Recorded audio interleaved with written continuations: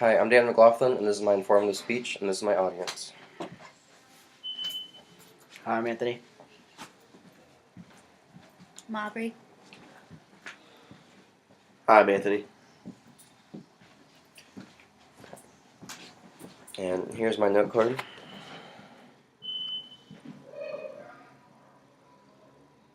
The blue are the words I'm using, and the yellow are quotations.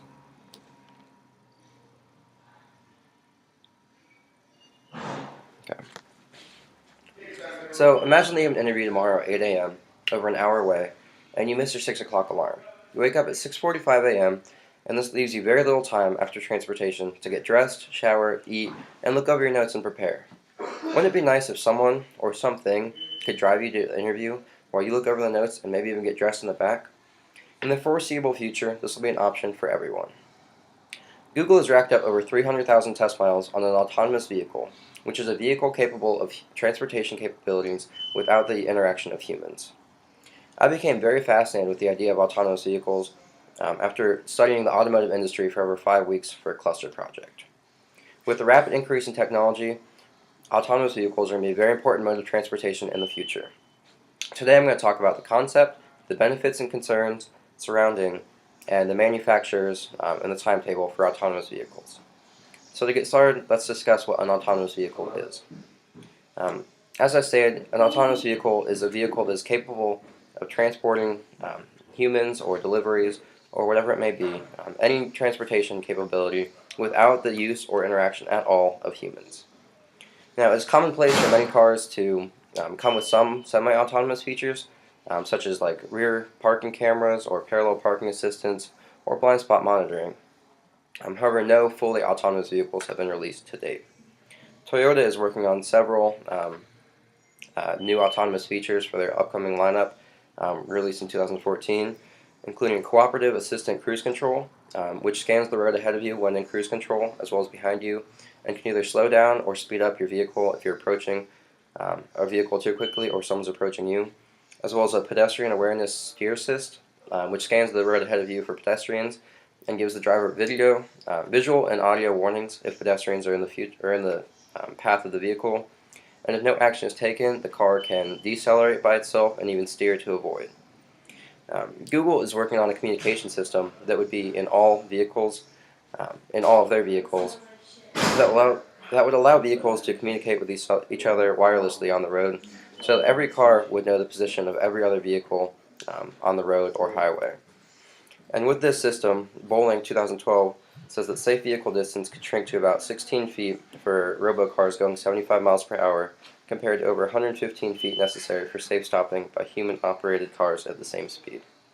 What this could do is essentially quadruple the capacity of highways, because cars could be much closer together, and the standard capacity for highway travel is 3,000 cars per lane per hour, and this can increase it to 12,000 cars per hour.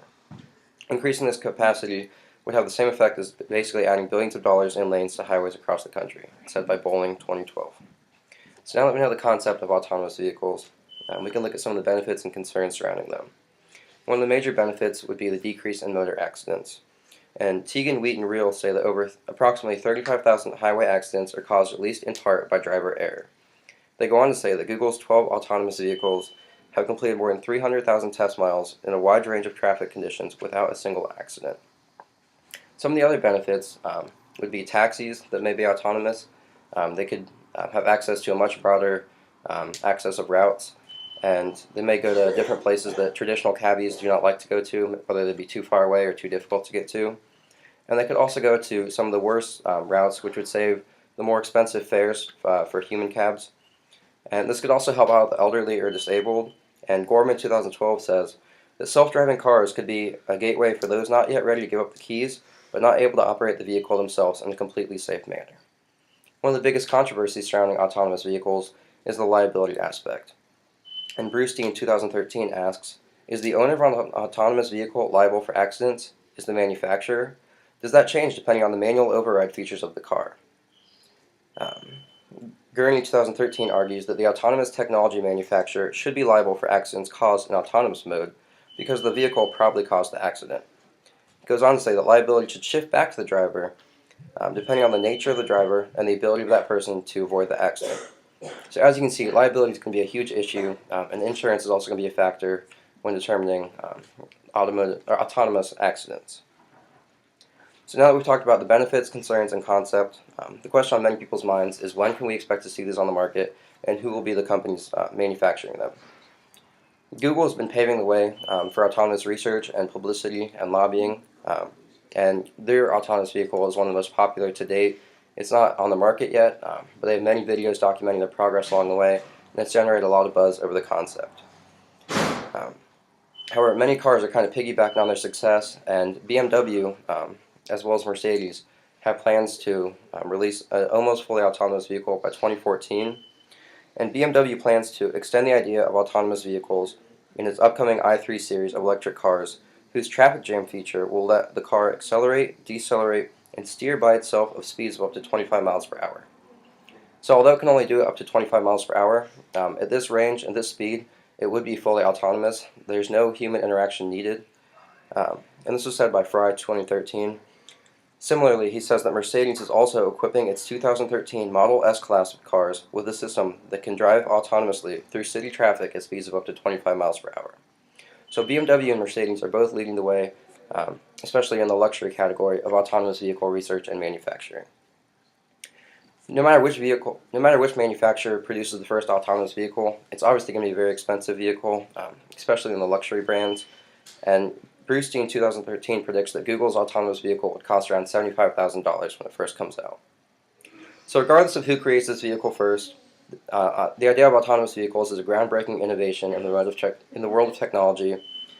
And with the rapid increase in technology, autonomous vehicles will be a very important mode of transportation in the near future. I have no doubt in my mind that in your lifetime, you will either be the owner, driver, or passenger of an autonomous vehicle. Thank you. I don't know if you're supposed to.